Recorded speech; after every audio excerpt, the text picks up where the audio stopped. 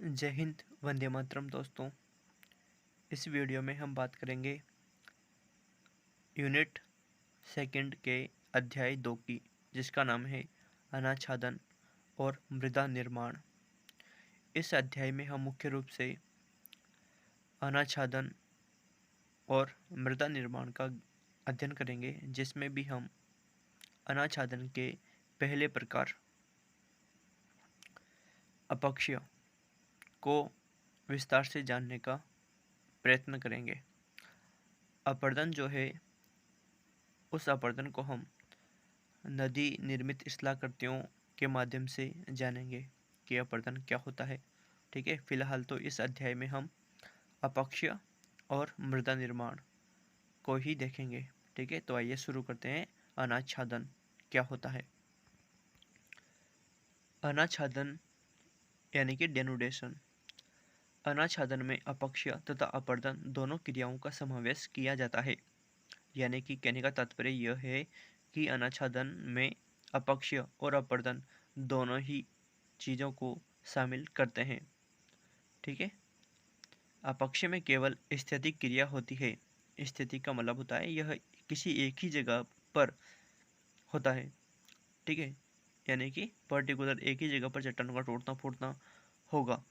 जबकि अपर्दन में गतिशील क्रिया होती है, क्योंकि अपर्दन नदियों के माध्यम से, हिमनदों के माध्यम से, सागरीय लहरों के माध्यम से, वायु के माध्यम से आदि गतिशील अवस्था में होता है। इसलिए अपर्दन एक गतिशील क्रिया होती है। अनाच्छादन में स्थितिक तथा गतिशील दोनों क्रियाओं का योग होता है। यानी कि कहने का तात्पर्य अपक्षय और अपर्दन दोनों का सम्मिलित रूप ही अनाच्छादन कहलाता है। ठीक है, तो इस अध्याय में हम मुख्य रूप से अपक्षय को ही देखेंगे, क्योंकि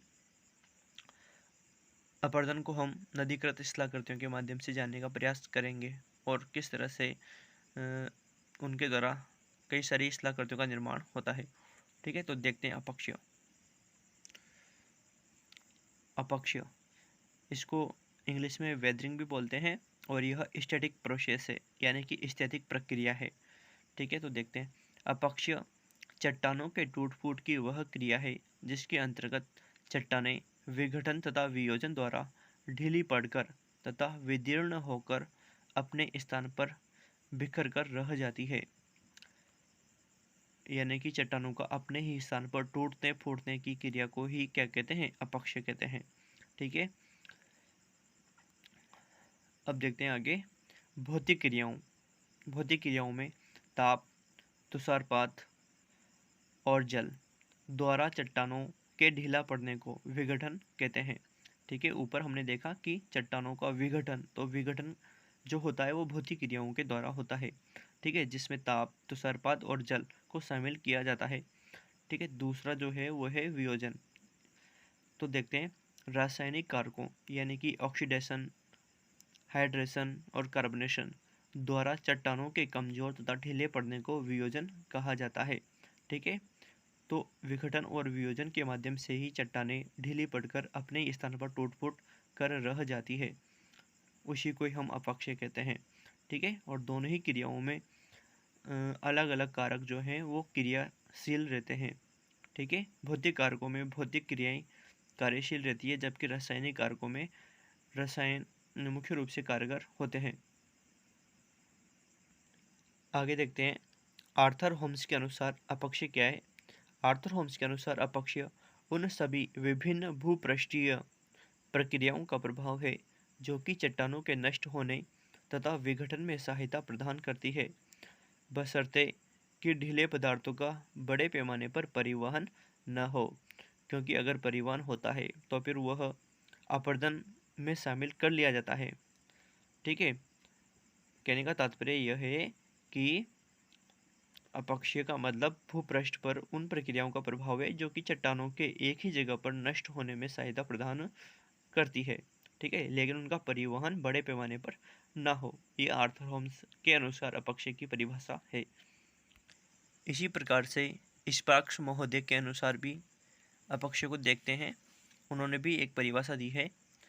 तो स्पार्क्स महोदय के अनुसार पृथ्वी की सतह पर प्राकृतिक कारणों द्वारा चट्टानों के अपने ही स्थान पर यांत्रिक विधि द्वारा टूटने अथवा रासायनिक वियोजन की क्रिया को अपक्षय कहा जाता है।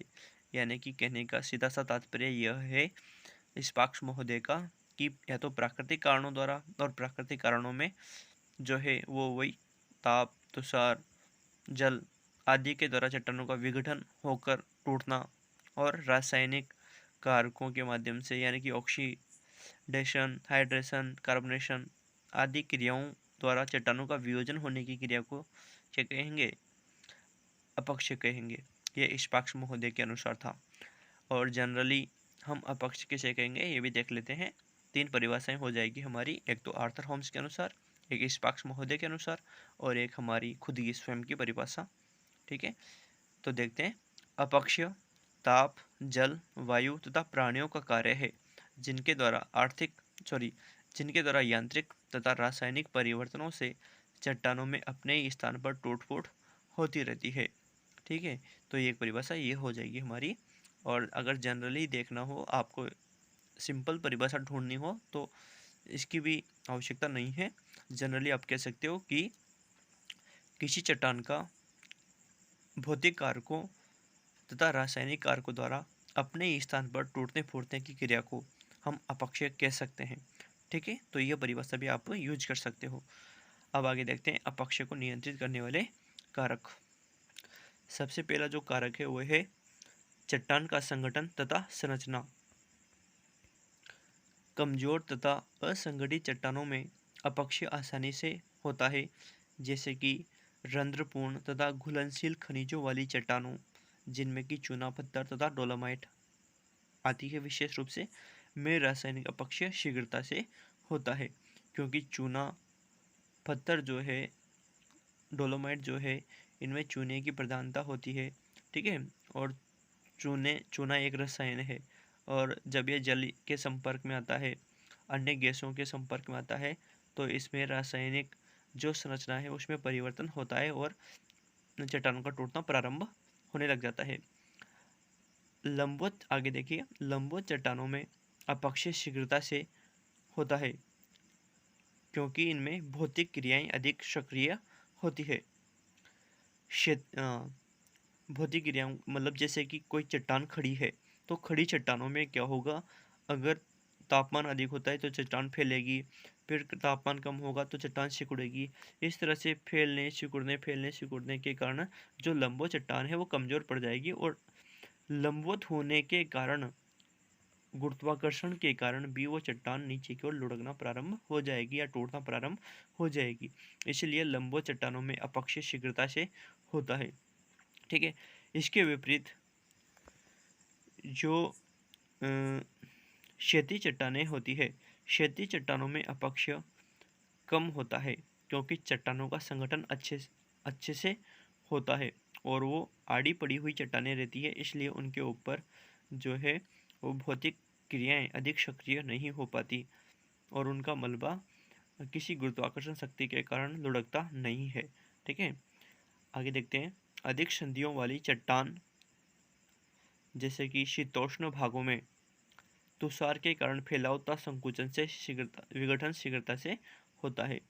हाँ, तो ये भी ध्यान देने योग्य बात है कि यदि चट्टान में संधियाँ अधिक है, जोड़ अधिक हैं और वह चट्टान शीतोष्ण भागों में है, तो उनमें तुषार के कारण जो है फैलाव तथा संकुचन होता रहता है, जिसके कारण से चट्टान का विघटन यानी कि चट्टान ढीली पड़ने प्रारंभ हो जाती है। उष्ण भागों में तापीय अंतर के कारण यानी कि दिन का तापमान अलग रहता है, रात्रि का तापमान अलग रहता है। ठीक है, तो दिन के उच्चतम तापमान के कारण चट्टान फैलती है और रात्रि के निम्नतम तापमान के कारण चट्टान में संकुचन होता है, जिसके कारण चट्टान का विघटन होना प्रारंभ होता है। ठीक है, तो ये चट्टान का संगठन और संरचना मुख्य रूप से अपक्षय को नियंत्रित करने वाला प्राथमिक कारक है। ठीक है, चट्टान के स्ट्रक्चर के ऊपर डिपेंड करता है, उसके कंपोजिशन के ऊपर डिपेंड करता है कि चट्टान का विघटन होता है या वियोजन होता है। ठीक है, देखते हैं दूसरा कारक है स्थल के ढाल का स्वभाव, यानी कि ढाल कैसा है। यदि चट्टानी भागों का ढाल खड़ा है तो भौतिक अपक्षय के कारण जरा सा भी विघटन होने से चट्टानें टूटकर शीघ्र नीचे सरकने लगती है। ठीक है, जैसे कि मान लो कोई खड़ी चट्टान है ना, या ढाल तीव्र है, तो ढाल तीव्र होने के कारण क्या होगा कि चट्टान अगर हल्की सी भी कमजोर होगी तो चट्टान शीघ्रता से नीचे की ओर लुढ़कना प्रारंभ हो जाएगी। ठीक है, इसके विपरीत यदि सामान्य ढाल है, सामान्य ढाल वाले भागों में अपक्षय तीव्र रूप में नहीं होता, क्योंकि अगर ढाल सामान्य है और चट्टान का विघटन अगर होता भी है तो वह जो मलबा है वो तीव्र रूप से नीचे की ओर नहीं आ पाएगा और न ही अन्य चट्टानों को क्षति पहुंचाएगा। इसलिए स्थल के ढाल का स्वभाव भी अपक्षय को नियंत्रित करने वाला कारक है। आगे देखते हैं तीसरा कारक, जलवायु में विभिन्नता। उष्णकटिबंधीय उष्णकटिबंधीय भागों में यानी कि आर्द्र भागों में अत्यधिक जल के कारण रासायनिक अपक्षय अधिक होता है, क्योंकि यहाँ पर जल की मात्रा होती है और चट्टानों में लौह के कण पाए जाते हैं, इसलिए उनमें जंग लगने की प्रवृत्ति भी हो सकती है। ठीक है, तो उस कंडीशन में वहाँ पर रासायनिक अपक्षय अधिक होगा। आर्द्रता तथा ताप की अधिकता के कारण लवण के अपक्षालक कार्य यानी कि लीचिंग एक्शन जो है, यानी कि लीचिंग एक्शन जो है वो चट्टान के कुछ तत्वों को घुलाकर बहाने की क्रिया जो है उसके माध्यम से रासायनिक अपक्षय में अपनी भागीदारी निभाते हैं। ठीक है, लीचिंग एक्शन यानी कि घुलाकर बहाने की क्रिया को हम लीचिंग कहते हैं या अपक्षालन कहते हैं।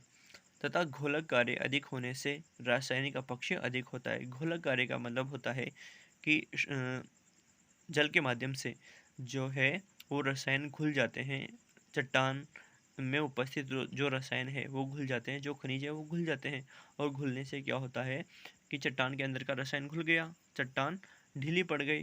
ठीक है, उस कंडीशन में क्या होगा, रासायनिक अपक्षय अधिक होगा, भौतिक अपक्षय नगण्य होगा।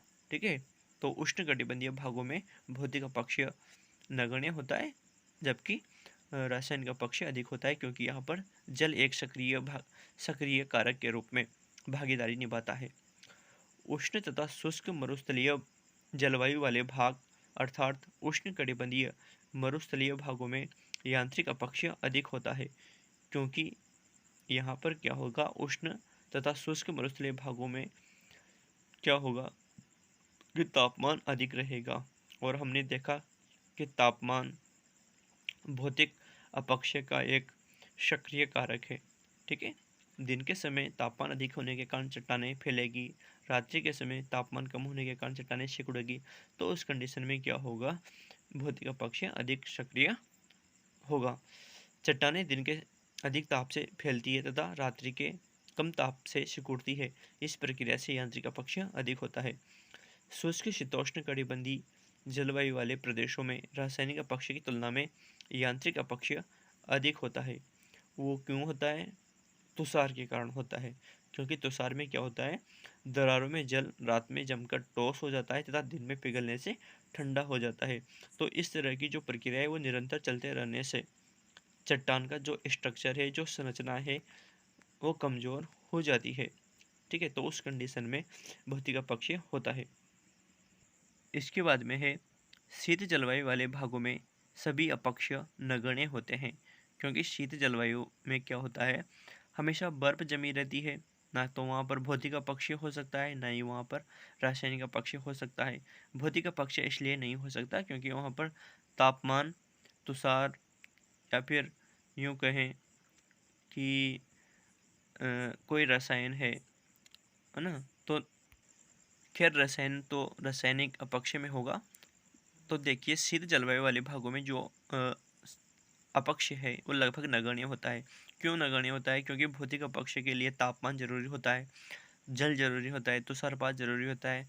तो उस कंडीशन में यहाँ पर भौतिक अपक्षय नहीं होगा। रासायनिक अपक्षय के लिए भी कार्बोनेशन जरूरी होता है, ऑक्सीडेशन जरूरी होता है, हाइड्रेशन जरूरी होता है, तो वो भी यहाँ पर उपलब्ध नहीं होता। इसलिए शीत जलवायु वाले भागों में जो सभी प्रकार के अपक्षय हैं वो प्राय नगण्य होते हैं, क्योंकि धरातल पूर्ण रूप से बर्फ से ढका हुआ रहता है। इस कंडीशन में यहाँ पर अपक्षय नहीं होता। मानसूनी प्रदेशों में वर्षा काल में रासायनिक अपक्षय अधिक होता है, क्योंकि वर्षा काल में बारिश का जल चट्टानों के स्ट्रक्चर में परिवर्तन करता है। उसमें जो तत्व रहते हैं चट्टानों में, उनमें या तो जंग लगा, जैसे कि लोहा अगर उपस्थित है, लोहा अगर उपस्थित है तो उसमें जंग लग जाएगा, तो उससे चट्टान ढीली होकर विदीर्ण होकर टूट जाएगी। ठीक है। इसके विपरीत शुष्क ग्रीष्म काल में यांत्रिक अपक्षय अधिक सक्रिय होगा, क्योंकि ग्रीष्म काल में तापमान अधिक प्रभाव डालेगा, तो उस कंडीशन में भौतिक अपक्षय अधिक होगा। अगला जो कारक है वो है वनस्पति का प्रभाव। वनस्पतियां आंशिक रूप से अपक्षय का कारक होती है।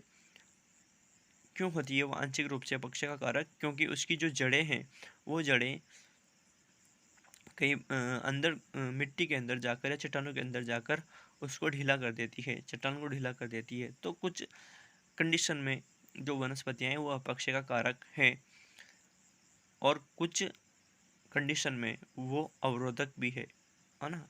जो वनस्पतियां हैं वो अपक्षय का अवरोधक भी है। अवरोधक इसलिए है क्योंकि जो पेड़ पौधों की जड़ें होती है वो मिट्टी को बांधे रखती है, चट्टानों को बांधे रखती है। इसलिए दोनों ही कंडीशन है यहाँ पर, यानी कि आंशिक रूप से तो अपक्षय का कारक भी है और आंशिक रूप से अपक्षय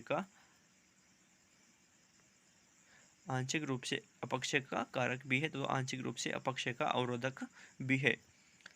जिन भागों में वनस्पतियों की अधिकता होती है वहाँ सूर्यताप आदि का प्रभाव चट्टानों पर नहीं होता तथा अपक्षय सीमित रहता है। वनस्पतियों की जड़ों में कई प्रकार के कीड़े मकोड़े होते हैं जो कि चट्टानों में धीरे धीरे विघटन करते हैं। तो ये थोड़ा सा प्रभाव था, ज़्यादा प्रभाव नहीं है वनस्पतियों का। ठीक है। अब देखते हैं अपक्षय के प्रकार। अपक्षय के कई प्रकार हैं और उनमें से हम मुख्य रूप से 3 जो मुख्य प्रकार है उनका अध्ययन करेंगे। ठीक है। एक तो है,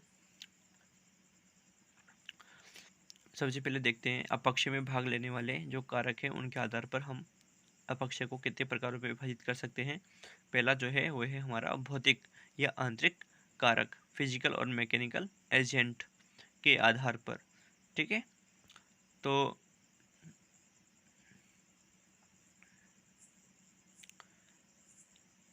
जल, इसमें जल, सूर्यताप, तुषार, वायु दाब, ये सारे के सारे जो कारक है वो भौतिक कारक हैं। इनके द्वारा अपक्षय होता है और उस अपक्षय को हम भौतिक अपक्षय या यांत्रिक अपक्षय कहते हैं।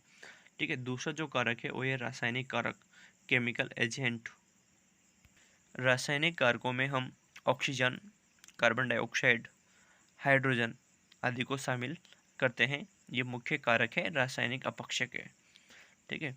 तीसरा जो है वो है प्राणी वर्गीय कारक, बायोलॉजिकल एजेंट। इसमें वनस्पतियां हैं, जीव जंतु है और स्वयं मनुष्य भी है। ठीक है। अब हम देखते हैं विघटन तथा वियोजन में भाग लेने वाले कारकों के आधार पर अपक्षय के प्रकार। ठीक है। और यह अपक्षय के प्रकार मुख्य रूप से 3 है।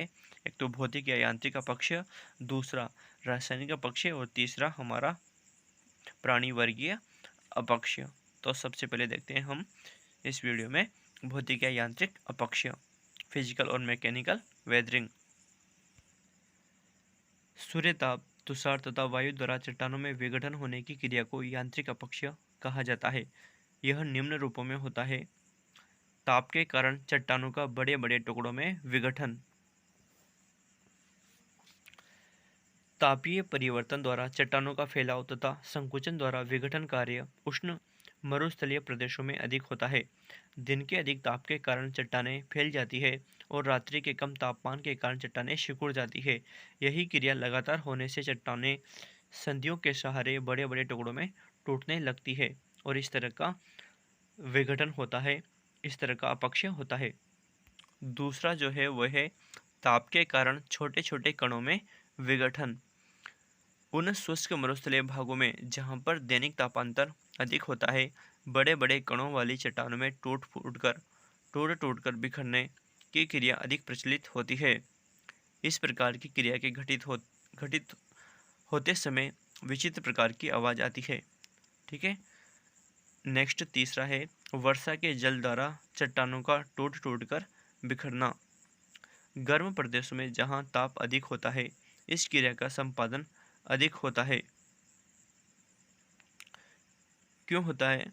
क्योंकि जब तप्त चट्टानों पर अचानक जल की बूंदें पड़ती है, तो वो चट्टानें टूटना प्रारंभ हो जाती है, उनमें चटकने आना प्रारंभ हो जाता है।